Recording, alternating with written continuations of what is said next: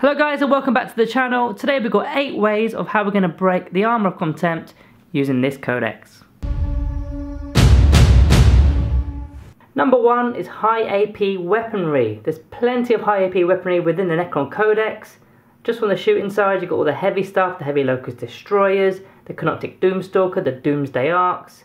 And if you're looking at the melee side of things, the Squabbit destroyers, the Squabbit Lord with his harvester, the Nightbringer and all the other Catan shards as well. There's plenty of -4 AP weaponry that you could be using to basically nullify the Armour of Contempt ability, the Grey Knight, Sisters of Battle, Space Marines and Chaos Space Marines. So having a -4 AP weapon is virtually going to leave them on a pretty poor armour save, and then you can do some combinations with say Stratagems for example, which we'll go over that later in this video.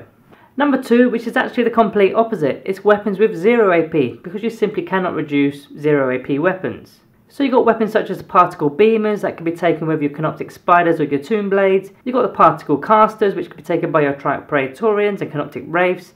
And then of course all the Tesla weapons as well. You've got your Tesla carbines with your immortals and your tomb blades. You've got your Tesla cannons which are carried by your barges. And if you want to take it even further, you've got your Tesla destructors as well. Now yes, you do lose out on the AP of course, being 0 AP. However, with those exploding 6s, in theory you should be getting more hits, more wounds, therefore forcing your opponent to make more armour saves. Number 3 is your Dynasty Codes, making the most out of the dynasties you're going to be using in battle. So there's 2 I want to speak about in this video. The first one is from the Mefrit Dynasty. Now if you're firing within half range, you get an extra -1 to the AP of the weapon. So that instantly nullifies the Armour of Contempt. Then furthermore, if you're using the Stratagem, Talent for Annihilation, any wounds on a 6 will inflict mortal wounds, which completely ignores an armour save anyway. So that's one of the main ways of going about it, is throwing out mortal wounds. The second Dynasty code that I want to talk about is the Novak Dynasty. And very similarly, they also get a -1 to their AP, but this time it's in the first round of the fight phase. So again, that's going to nullify the Armour of Contempt ability for that extra AP that those units are going to be getting. And then furthermore, the Novak code has got a Warlord trait, which is any 6s to wound will inflict mortal wounds. So again, you're kind of seeing a little pattern here. If you're able to throw out mortal wounds to your opposing units, the Armour of Contempt ability is just completely bypassed and they're taking some damage. Number 4 simply comes from your command protocols. So that first one, Protocol of Vengeful Stars. So basically when you're using a ranged attack, any unmodified wound roll of a 6 will inflict an extra bit of AP to the weapon, therefore nullifying the Armour of Contempt ability.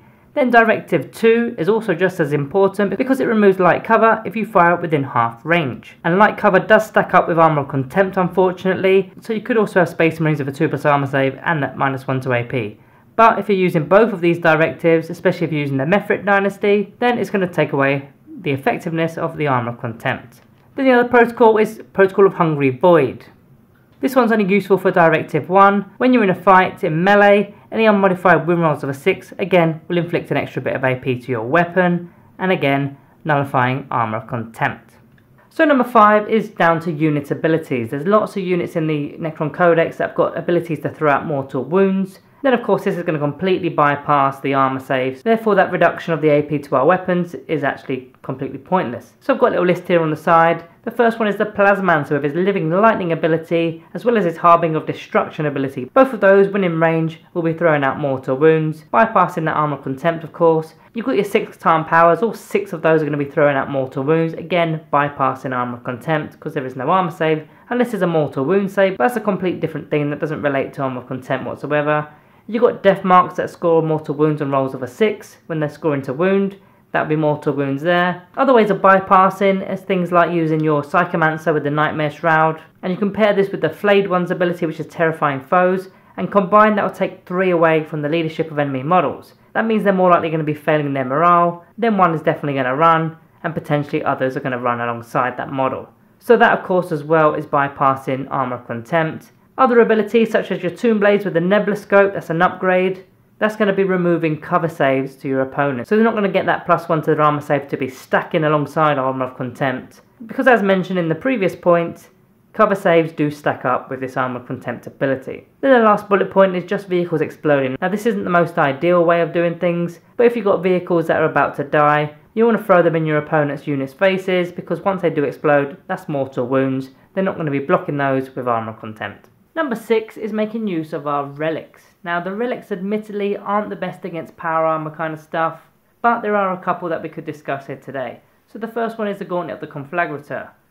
Now this isn't going to work again, as mentioned, against power armor, but units such as cultists, who will also have the Armour of Contempt ability, or Battle Sisters, they come in large units of up to 20 if they wanted to, so being able to roll a dice and only 6s will inflict a mortal wound. That's going to completely bypass Armour of Contempt again. And another one from the Relics section is the Arrow of Infinity, simply because it's got a -5 to the AP, and as mentioned in the first bullet point in this video, high AP weapons are the way to go. Number 7 is making use of your Necron stratagems. There's 4 I want to mention here, the first one being the self-destruction stratagem used with the Cryptek Scarabs. It actually works even better with the Cryptek Spiders, because you literally sacrifice one of your Scarab units, it's going to inflict D3 mortal wounds on an enemy unit that's within engagement range. But of course with the Cryptek Spider, you can be replenishing that Scarab, so you've not actually made a loss whatsoever, other than the fact that you've lost the CP to do it. The second one is Dimensional Destabilization, which is used for any of your Catan shards. So basically you just pop a command point and get an extra Catan power for that phase for your Catan shard to use, and they of course throw out mortal wounds. Now it is a random roll on a table, so you don't get to select, and sometimes it does become unpredictable at times. Let's say you're about 24 inches away from enemy models, and you roll the Catan power that gives you that Cosmic Fire Catan power ability. That's only a 9-inch radius, so therefore you're not going to be able to do anything with it. But most of the time you're going to be scoring mortal wounds, providing that you roll the right number when using that power. The third one here involves Tesla weapons, and it's the Malevolent Arcing stratagem. So for one command point you're throwing off mortal wounds, you're selecting a target and then you're selecting targets nearby, throwing out mortal wounds, throwing a command point, bypassing Armour of Contempt. And then the fourth one here is the Solar Pulse stratagem. For only a command point, I don't use this enough if I'm honest with you. It basically just removes light cover from enemy units. And again, as we've already mentioned a few times in this video, it's going to be stacking with Armour of Contempt. You don't want this stacking, you don't want the AP of your weapon being reduced by 1 and then their armor save being increased by 1 at the same time. So if you can take away at least one of those things, better for you. Now we're on to number 8 of the list when trying to break the Armour of Contempt, and that's making use of your Cryptek Arcana. Now admittedly the Cryptek Arcana is kind of expensive. The only one that's really worth any value is the Dimensional Translocation one, but we're not talking about that one today. So the first one of note here is the Active Vindicator. Now this one unfortunately is for your Psychomancer only, which isn't exactly a meta Cryptek to use, but we're going to mention it today anyway. And basically what the Active Vindicator does, in the movement phase you select an enemy unit within 18 inches of your Psychomancer, then you need to equal or beat their leadership with 3d6, and if you do so, they're going to be suffering d3 mortal wounds. So why is this worthy of making this video? Of course it's blocking Armour of Contempt. They don't get any AP, there's no armor saves, it's pure mortal wounds here. Now very similarly we can also talk about the Quantum Orb, which again is another Cryptek model which isn't the most meta, it's the Plasmancer. And it's like a bombardment ability. You select a point on the battlefield within 24 inches, then on the next command phase, units within 6 inches can potentially take d3 mortal wounds per unit. In fact if you roll a 6 it'll be a flat 3 mortal wounds. Now you're not likely going to be scoring damage here, but it is quite a tactical offence, moving units away from objective and things like that. But if they're in combat, they're not going to be able to escape that easily, so you can be throwing out some mortal wounds there. Then the third one of note is a Metallodermal Tesla Wave. So this thankfully can be used with any of your Crypteks, so it's not designated to one of the unique Crypteks. All 4 of them can take this one. Then in your opponent's charge phase, if an enemy unit has ended their charge move within 6 inches of your Cryptek model, then on the 2+, they suffer d3 mortal wounds. Very simple and very easy to do. Maybe it's a little bit too pricey, however, mortal wounds are the way to go when trying to defeat Armour of Contempt.